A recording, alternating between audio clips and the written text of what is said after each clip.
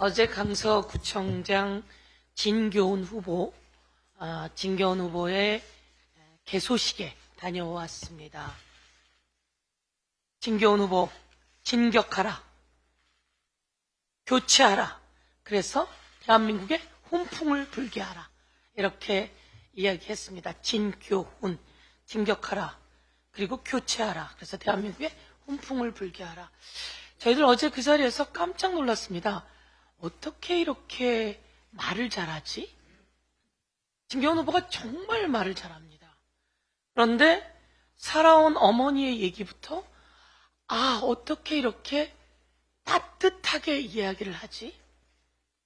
그리고 거기 온 사람들에게 반응하고 대하는 자세를 보면서 어쩜 이렇게 사람이 맑지? 이런 생각이 들었습니다. 그리고 거기 진교훈 후보가 오기 전에 강서구청장 후보가 되고 싶었던 사람들이 있었습니다. 그분들이 진교훈 후보와 하나가 되어서 이렇게 이야기합니다. 진교훈 후보는 우리가 한마디를 하면 바로 그 다음에 그것을 받아들여서 실현해냅니다. 그리고 실천해냅니다. 이렇게 이야기를 합니다. 참 우리가 후보를 잘 선택하게 되었구나. 진교훈 후보의 확장성은 아주 넓다고 합니다. 지역 주민들의 얘기는 진교훈이라고 하는 분이 우리 강서에 16년 살았고 아들도 딸도 다 여기서 학교를 나왔는데 우리를 보면 경찰청 차장이었던 사람이 우리를 보면 웃어주고 우리랑 대화하고 그리고 대안도 제시하는데 참 좋습니다. 이렇게 이야기합니다. 진교훈 후보 바람을 일으킬 겁니다. 진격해서 기존에 구청장이었던 김태우랑 교체하고 그리고 강서에 훈풍을 불게 하고 그 훈풍이 윤석열 정권의 폭정에 구멍을 내고 민주주의를 살리고 대한민국 경제 위기를 더불어민주당과 함께 극복해 대한민국의 경제를 살려내는 시작이 될 거다. 이렇게 말씀드리겠습니다. 강서 구민 여러분, 대한민국 국민 여러분, 힘을 모아주십시오. 이 힘이 윤석열 정권의 폭주를 멈추는 시작이 될 것입니다. 국민들이 이야기하십니다. 요즘 가장 언론에 많이 나오는 것은 바로 이 내용입니다. 골라도 어떻게 이렇게 고를 수가 있을까요?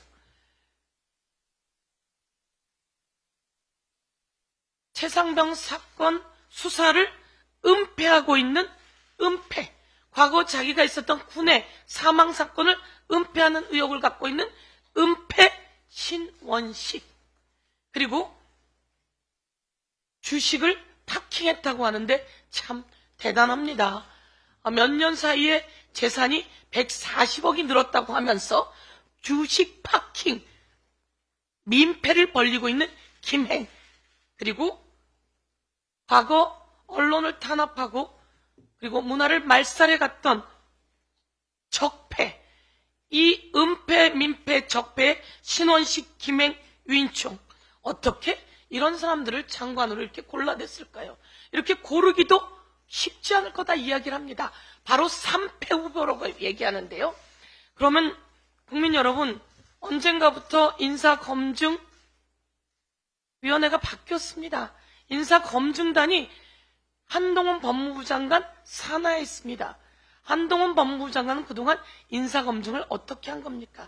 기본 3평이라도 듣고 무엇이 문제가 있었는지 찾아내서 장관 후보로 적격이 아니다 라고 정리를 해내는 것이 한동훈 장관의 역할임에도 불구하고 한동훈 장관은 그 역할을 제대로 하지 않았습니다.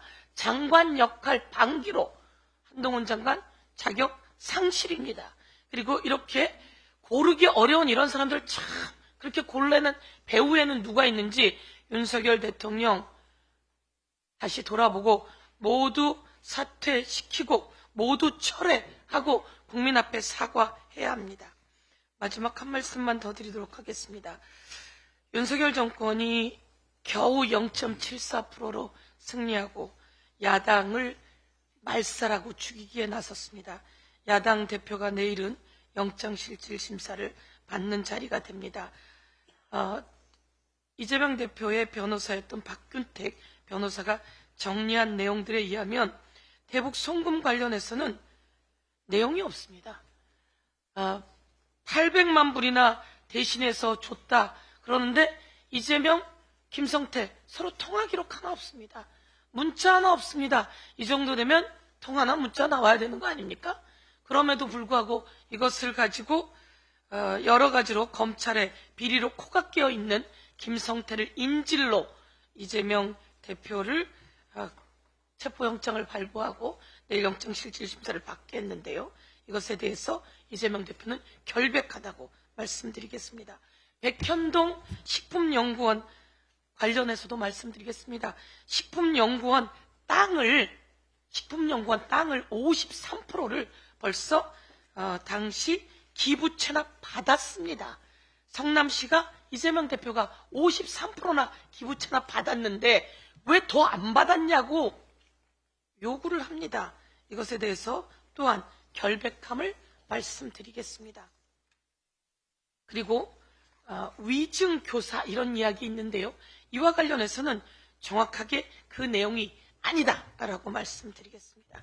검찰은 이 과정에서 수사권을 남용했습니다. 400번 가까이 되는 압수수색을 하는 이런 예를 찾아볼 수가 없는데 검찰의 과잉 수사입니다. 그리고 검찰의 인권 침해입니다. 자꾸 소환하고 그리고 언론에 흘려서 망신 주고 그리고 마지막으로 경찰의 정치 수사였습니다.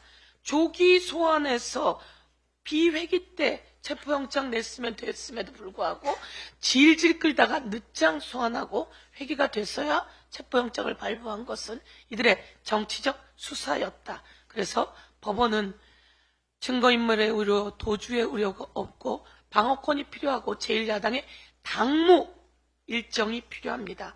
이런 것을 잘 감안하셔서 현명한 판단이 내려지길 기대하겠습니다. 이상입니다.